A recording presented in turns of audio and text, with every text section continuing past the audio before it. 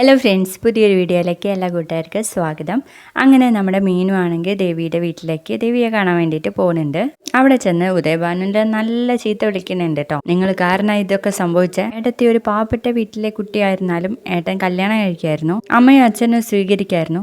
അവർക്കൊക്കെ എന്ത് ഇഷ്ടമായിരുന്നു ഏട്ടത്തിയെന്ന് നിങ്ങൾക്കറിയാം. നിങ്ങൾ ഈ സത്യം മറച്ചു വെക്കുക മാത്രമല്ല ചെയ്തത്, ഒരു കുടുംബത്തെ മൊത്തമായിട്ട് ചതിക്കുകയാണ് ചെയ്തത്. നിങ്ങൾ കാരണം നിങ്ങളുടെ മകളുടെ ഭാവി പോക്കിയില്ലേ, എന്നിട്ടാണോ നിങ്ങൾ തെറ്റ് ചെയ്തില്ല എന്ന് പറയുന്നേ എന്നൊക്കെ ചോദിച്ചിട്ട് നമ്മുടെ ദേവിയുടെ അടുത്തേക്ക് പോവും.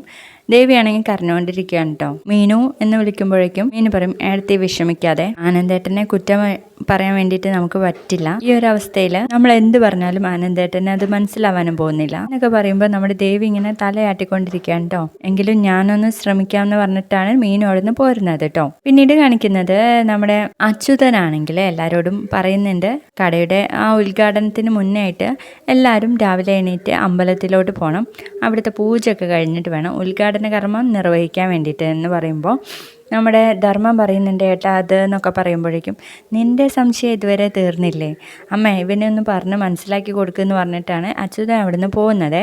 പിന്നീട് കാണിക്കുന്നത് നമ്മുടെ മിത്രയോട് മീനു ദേവിയുടെ വീട്ടിൽ പോയ കാര്യങ്ങളൊക്കെ പറഞ്ഞുകൊണ്ടിരിക്കുകയാണ്. ചേച്ചി ഈ സത്യം ആദ്യമേ പറഞ്ഞിരുന്നെങ്കിൽ ഇങ്ങനെയൊന്നും വരത്തില്ലായിരുന്നു എന്നൊക്കെ മിത്രയോട് പറഞ്ഞുകൊണ്ടിരിക്കുമ്പോഴാണ് നമ്മുടെ ദേവിയുടെ കോള് വരുന്നത് കേട്ടോ.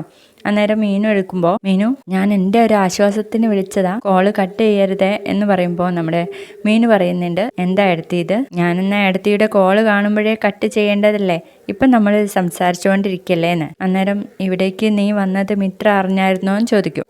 അവൾ എൻ്റെ അടുത്ത് ഇരിക്കുന്നുണ്ട്, അവൾ അറിഞ്ഞിരുന്നു എന്ന് പറയുന്നു. അവൾക്കൊന്ന് കൊടുക്കോ, എനിക്ക് നിങ്ങളൊന്നും കാണാതിരിക്കാൻ പറ്റണില്ല, ഒട്ടും സഹിക്കുന്നില്ല എന്നൊക്കെ പറയുമ്പോൾ ശരി എടുത്തി എന്ന് പറഞ്ഞിട്ട് മിത്രയുടെ കയ്യിൽ ഫോൺ കൊടുക്കാൻ നേരത്ത് നമ്മുടെ ഗോമതി അങ്ങ് വരും കേട്ടോ. അപ്പോഴേക്കും ഇവർ രണ്ടുപേരും എണീറ്റ് നിൽക്കാണ്. ആരാ ഫോണിൽ എന്ന് ചോദിക്കുമ്പോൾ അതെൻ്റെ ഒരു ഫ്രണ്ടാണെന്ന് പറയാൻ കേട്ടോ മീനു. ഫ്രണ്ടിനെയാണോ ഏട്ടത്തിന്ന് വിളിക്കുന്നത്, നീ ഏട്ടത്തിന്ന് വിളിച്ചിട്ടല്ലേ സംസാരിച്ചെന്ന് ചോദിച്ചപ്പോൾ പറയുന്നുണ്ട്, അതെൻ്റെ ഫ്രണ്ടിൻ്റെ ഏടത്തിയാണ്, അടുത്ത മാസം ബർത്ത്ഡേ ആണ്, ബർത്ത്ഡേക്ക് എന്നെ ക്ഷണിച്ചതാ, അടുത്ത മാസം തന്നെ ഞാൻ ബർത്ത്ഡേക്ക് വരാം ഏടത്തി എന്നല്ലേ ഞാൻ പറയുന്നത് അമ്മ കേട്ടതെന്ന് ചോദിക്കുമ്പോൾ നമ്മുടെ ഗോമതി എന്ന് പറഞ്ഞിട്ട് പോവാണ് കേട്ടോ. പിന്നീട് കാണിക്കുന്നത് നമ്മുടെ ധർമ്മനാണെങ്കിൽ ദേവമംഗലത്തൊന്ന് പോയി നോക്കുന്നുണ്ട്, കട തുറന്ന കാര്യം പറയാൻ വേണ്ടിയിട്ട്. അന്നേരം അവിടെ ഒരു കാണാൻ പറ്റാതെ തിരിച്ചു വരുവാണ് കേട്ടോ. അന്നേരം അച്യുതൻ കാണും. അച്യുതൻ അങ്ങനെ ദേഷ്യം പിടിച്ചിട്ട് ധർമ്മനോട് പറയും, എന്തിനായിരുന്നു അവിടെ പോയതെന്ന്.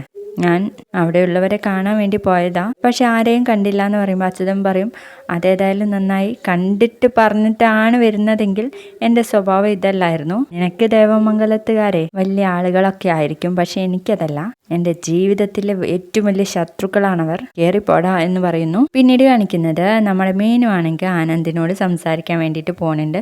അന്നേരം ആനന്ദ് പറയും, ഇങ്ങനെ കള്ളം പറയുന്നവരെ വിശ്വസിക്കാൻ നമുക്ക് പറ്റുമോ മീനു, എനിക്ക് പറ്റില്ല എന്ന് പറയുമ്പോൾ നമ്മുടെ മീനു പറഞ്ഞ് മനസ്സിലാക്കി കൊടുക്കുന്നുണ്ട് കേട്ടോ.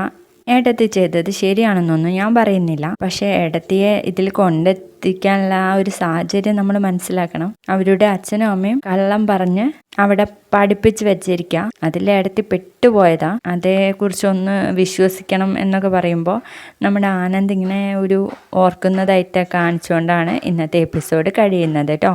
വീഡിയോ ഇഷ്ടപ്പെട്ടാൽ തീർച്ചയായും ലൈക്ക് ചെയ്തൊന്ന് സപ്പോർട്ട് ചെയ്യണേ. ബൈ.